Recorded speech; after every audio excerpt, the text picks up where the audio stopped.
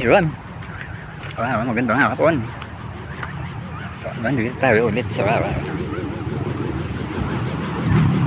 Boss Pag Below Road.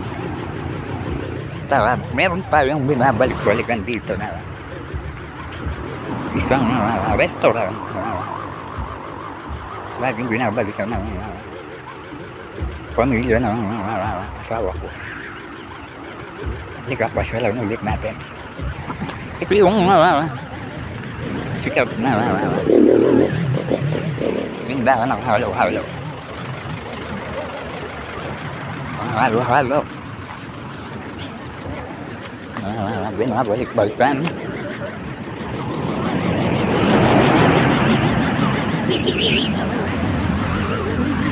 Halo-halo. Yung nanay simi.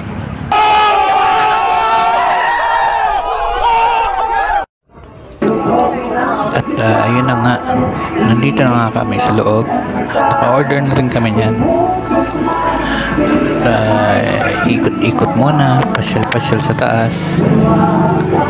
Tingin-tingin ng mga taong bisita ni Nanay Simeng sa kanyang halo-halo restaurant. At ito na nga yung aming pansit. Napakain na tinong sa gutom. Yan pa sila Andre.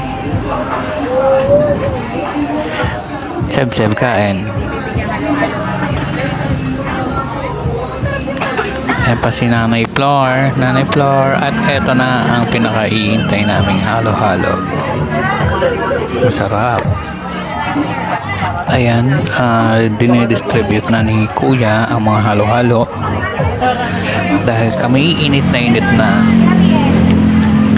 Ayan, binababa na ni Kuya. At eto ngayon sa akin. This is it, pansit. Ang halo-halo ni Nanay Simeng.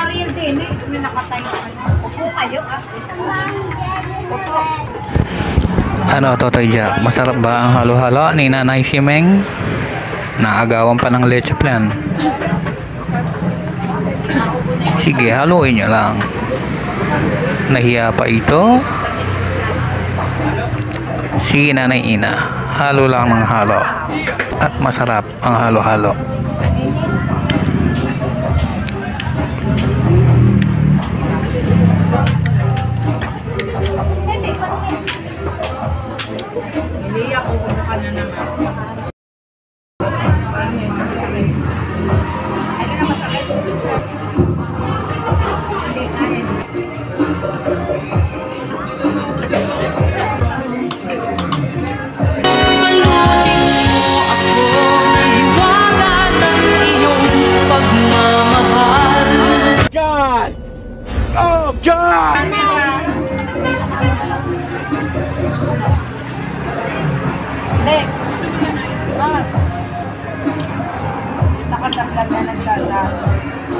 Teka.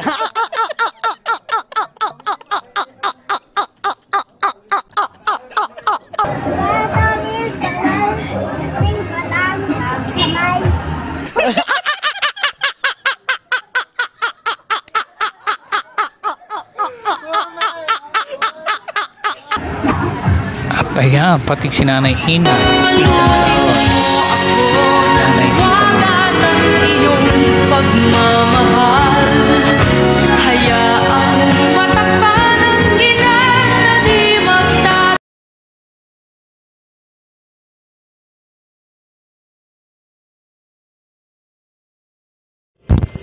Ito, sa puntong ito ay tapos na kami magmerienda at magpalamig ng halo-halo. Uwian time. At hapon na kasi, maggagabi na. Bye-bye. Bye-bye.